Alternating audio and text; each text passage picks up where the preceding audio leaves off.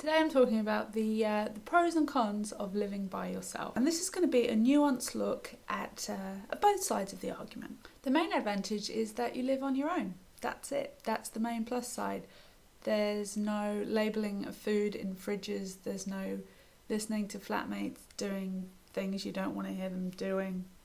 There's no one else to piss you off. The only person that can annoy you is yourself. And is that a plus? One of the myths that I find when people talk about living by themselves, one of the things that everyone always says is, oh, it's great, you can walk around naked. I don't understand that. I don't understand why that is a thing. I live in Wellington. It's cold like 11 and a half months of the year, pretty much. When that southerly's up, you don't want to be prancing around in the nuddy. I always thought that the exciting part of having no clothes on was generally when there was someone else there. To me, I'm naked quite a lot of the time to myself. When I'm getting ready, when I'm in the shower.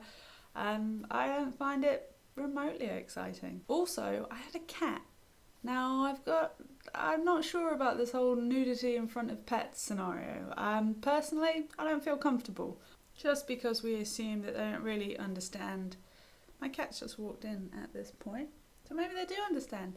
So just because they don't have the mental capacity to understand the significance of not wearing underwear and things, does that mean that it's okay to be naked in front of all factions of society who feel that? So, if I share my house with a child, should I be walking around naked in front of them? I guess if I was sharing a house with a child that wasn't my own, that in itself would probably be a problem. So, I'm now going to discuss some of the things I like about living by myself. I enjoy buying things in bulk now because there's no one else to eat them. So I can just open my fridge and be like, I've got 6 litres of canola oil. If I feel like having a mass fry up for myself, I can do that, I've got everything in place. I've also got 5 kilograms of rice. I don't really eat rice, but it's there in emergencies, like an earthquake survival pack. I don't know how to cook the rice without electricity. I wouldn't. I'd just eat it raw and die like a pigeon. It's great having everything you need in abundance. The downside of buying in bulk is obviously they're expensive, and if I was sensible enough to have a budget for shopping and things or anything, then I would have blown like my weekly budget on panko breadcrumbs. I guess one of the main plus sides to living by yourself would be, if you want to bring someone home in a sexual scenario. There's no flatmates to cramp your style. To me, this is kind of a worry, I like to be prepared for things. I'm not the coolest of people.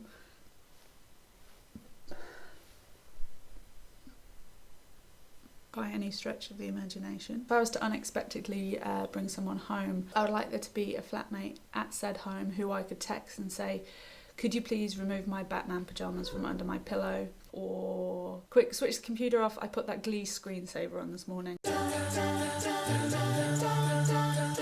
Cooking is a definite downside of living by yourself. I love cooking, but not for one person.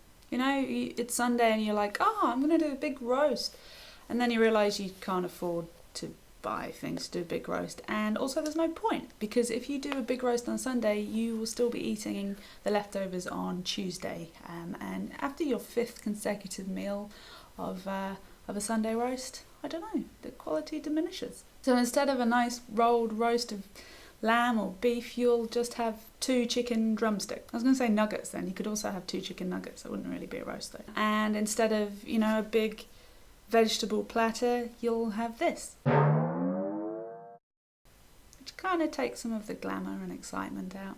The other thing I find about living by myself is I get carried away doing things because there's no distractions really. So you'll find yourself just doing something for hours on end. You'll kind of come to 3 hours later and be like, I've been reading the personal life section of Wikipedia for this whole time. Did you know that Katherine Heigl has a adopted Korean baby with a heart defect named Nayli, after her husband Josh Kelly's mum and her sister Nancy and Lee, Nayli? It's kind of like a Twilight thing, like Renesmee. Renesmee. I'm embarrassed that I know both of those facts. I won't even talk about the time that I spent about half an hour Googling Tom Daley.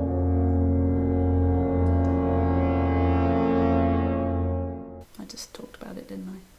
Yeah, that happened. I'm okay with it. I realise a lot of the things that I've said here have been quite negative. I actually quite like living by myself. I'd recommend it to anyone. It's not like it's going to start making you talk to yourself or into a camera, putting it on the internet because you have nothing better to do.